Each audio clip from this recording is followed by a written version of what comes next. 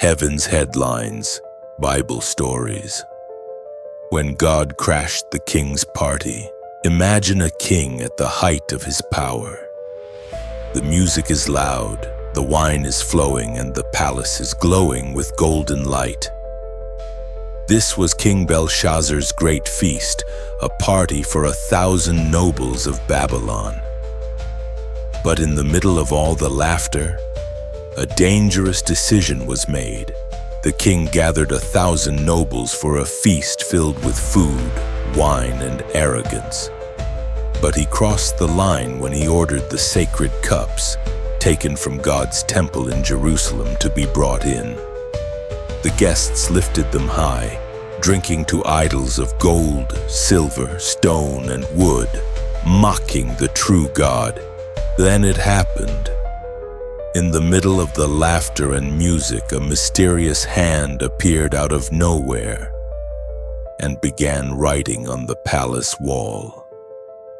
The color drained from the king's face. His knees shook. The party stopped cold.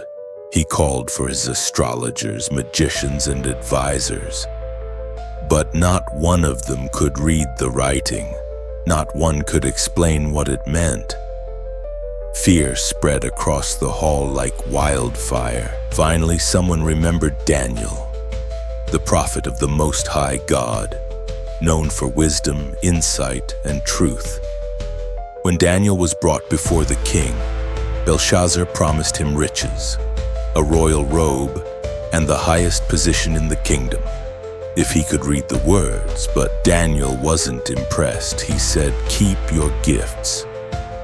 Give your rewards to someone else." "I'll tell you what it means."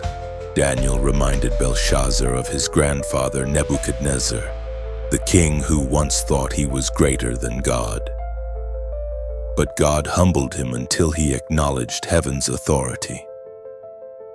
"Yet you, Belshazzar," Daniel said, "knew all this, and still you have not humbled yourself." Then Daniel read the words written by the mysterious hand. Mene, Mene, Tekel, Parsin. God has numbered your days. You have been weighed on the scales and found wanting.